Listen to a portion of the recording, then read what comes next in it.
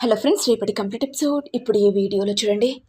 ఇక ప్రేమ్ వెంటనే చందు చెప్పిన మాటలు విని ఇక రామచంద్రయ్య దగ్గరికి వెళ్ళగానే రామచంద్రయ్య ఇక ప్రేమ్ను చూసి, ఎందుకయ్యా నా బిడ్డని ఎందుకు పెళ్లి చేసుకోలేదు? నా బిడ్డ నిన్ను గాఢంగా ప్రేమించింది. చివరికి నా బిడ్డను పెళ్లి చేసుకోకుండా ఎందుకు ఇంత దూరం పెట్టావు ప్రేమ్ బాబు? అయ్యో రామచంద్రయ్య గారు, అయినా నేనెందుకు దూరం పెడతాను? మీ దగ్గరికి ఆశీర్వాదం తీసుకోవడానికి వచ్చింది, సరే అని పంపించాను. కానీ చివరికి మీ దగ్గరికి వచ్చాక ఇక నన్ను పెళ్లి చేసుకోనని కరాఖండిగా చెప్పింది. ఎందుకు ఇలా చెప్తున్నారు శ్యామ్? అసలు ఏం జరిగిందో కూడా అడిగాను. ఏం లేదు బాబు, మిమ్మల్ని పెళ్లి చేసుకోను. ఎందుకంటే నేను మీ ఇంటికి పని మనిషిని కాబట్టి మిమ్మల్ని పెళ్లి చేసుకుంటే నాకు ఇంట్లో విలువ ఉండదని లేనిపోని మాటలు చెప్పింది.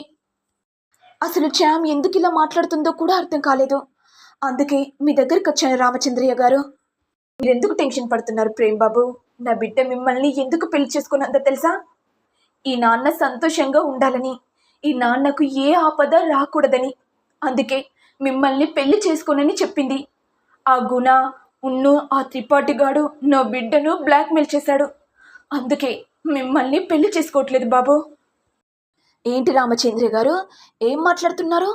అంటే ఈ గుణగాడు త్రిపాఠిగాడు నా శ్యామ్ని బ్లాక్మెయిల్ చేశాడు కాబట్టి ఈ పెళ్ళికి ఒప్పుకున్నాడా? అంటే మిమ్మల్ని చంపేస్తాడన్న భయంతో ఇక నా శ్యామ్ ఏం చేయలేక ఈ పెళ్ళికి ఒప్పుకుందని ఇప్పుడు అర్థమైంది. చూడు బాబు, నువ్వేం చేస్తావో తెలీదు. నా బిడ్డ ఈ పెళ్లి జరగకుండా చూడాలి. నువ్వే నా బిడ్డ మెడలో తాళి కట్టాలి. మీరేం టెన్షన్ పడకండి మామయ్య గారు. తప్పకుండా నా శ్యామ్ మెడలో తాళి కట్టేది నేనే, నా శ్యామ్కి భర్తని. ఇది విని రామచంద్రయ్య సంతోషంతో, బాబు నా బిడ్డను పట్టుకొని భార్య అని చెప్పావు, చాలా సంతోషంగా ఉంది. అది కాకుండా నన్ను మామయ్య అని పిలిచావు, ఇంకా సంతోషంగా ఉంది. నీ భార్య మెడలో ఎలా తాళి కడతావో అది నీ ఇష్టం బాబు అని అనేసరికి ఇక ప్రేమ్ వెంటనే పెళ్లి మండపంలోకి రాగానే గుణ చామంతి తలపై జీలకర్ర బెల్లం పెట్టగానే ఇదంతా ప్రేమ్ చూసి భరించలేక, చామ్ నువ్వేం బాధపడకు. తాళి కట్టే సమయంలో తాళి కట్టేది కూడా నేనే. నువ్వు మీ నాన్న బాగుక్షేమం కోసం ఈ క్రూరుడి మెడలో తాళి కట్టడానికైనా సిద్ధంగా ఉన్నావని తెలిసిపోయింది. ఇక తప్పకుండా ఆధారాలు తీసుకొస్తాను. శివయ్య, నువ్వు ఆధారం తీసుకొచ్చావని తెలిసిపోయింది. వీళ్ళ కుట్రలు బయటపడితేనే నా శ్యామ్ నాకు సొంతమవుతుంది. ఇక శ్యామ్ మెడలో తాళి కట్టేది నేనే. ఇప్పుడు ఏం చేయాలి? ఈ గుణ క్రూరత్వాలు ఎలా బయట పెట్టాలి అని అనుకుంటుండగా ఇంతలో ఇక ప్రేమ్ శివయ్య భార్యను చూసి, మీరు శివయ్య గారి భార్య కదా? అవునండి, నా భర్త చనిపోయాడు అనుకుని బాధపడుతున్నాను. మీరే ఫోన్ చేసి నా భర్త బ్రతుకున్నాడని చెప్పారు కదా, అందుకే వచ్చాను. అతను ఎక్కడున్నాడు? మీరేం టెన్షన్ పడకండి, మీ భర్త బాగానే ఉన్నాడు. ఈ క్రూరులు ఉన్నారు కదా, మీ భర్తని కిడ్నాప్ చేశారు. ఏదో ఒక క్లూ దొరికితే వీళ్ళిద్దరినీ అరెస్ట్ చేపిస్తాను. లాయర్ బాబు, సాక్ష్యాలు నేను చెప్తాను.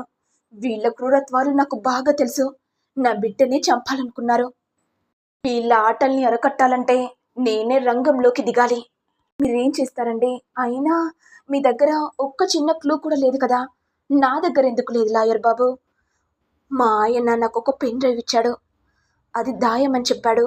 ఏదైనా అత్యవసర పరిస్థితుల్లో మంచి లాయర్ గారికి చూపించమని చెప్పాడు. అందుకే ఈ పెన్ డ్రైవ్ని తీసుకొచ్చాను. ఇక వీళ్ళ బాగోతాల్ని బయట పెట్టండి లాయర్ బాబు. ఇది విని ప్రేమ్ సంతోషపడుతుండగా ఇటు ఏమో గుణ చామంతి మెడలో తాళి కట్టబోతుండగా, రే గుణ, నువ్వు చామ్ మెడలో తాళి కట్టడానికి వీల్లేదురా. నువ్వు చేసే పాపాలు మోసాలు అన్నీ బయటపడ్డాయిరా. నువ్వు ఎలాంటి క్రూరుడువో ఇప్పుడు ప్రజలందరికీ చూపెడతాన్రా. ఏంటి ప్రేమ్, ఏం మాట్లాడుతున్నావు? సాక్ష్యాధారాలు నా చేతిలో ఉన్నాయి. ఆల్రెడీ పోలీసులకు ఇన్ఫార్మ్ చేశాను. ఇక పోలీసులు మిమ్మల్ని త్రిపాఠిని అరెస్ట్ చేస్తారు. ఇక జైల్లో చిప్పకూడు తినుకుంటూ ఉండండి. ఇక త్రిపాఠి భయపడుతూ, ఏంటి మేడం, అయినా మీ కొడుకు ఎందుకు ఇన్వాల్వ్ అవుతున్నాడో కూడా అర్థం కావట్లేదు. అయినా పని మనిషి మెడల్లో నా కొడుకు తాళి కడుతుంటే నీ కొడుకుకి ఎందుకు ఇంత ఇబ్బంది? అంటే నీ కొడుకు ఆ పనిదాన్ని ప్రేమిస్తున్నాడనే కదా ఇలాంటి తెలివితేటలు చేస్తున్నాడు? మేడం, ఇప్పుడే చెప్తున్నాను, నీ కొడుకు కదా అని ఊరుకుంటున్నాను. అదే వేరే వాళ్ళైతేనా నా చేతిలో ఆల్రెడీ పైకి పోయేవారు. చూడండి త్రిపాఠి గారు, నా గౌరవం కోసం నా కొడుకును మీరు ఏం చేసుకుంటారో చేసుకోండి.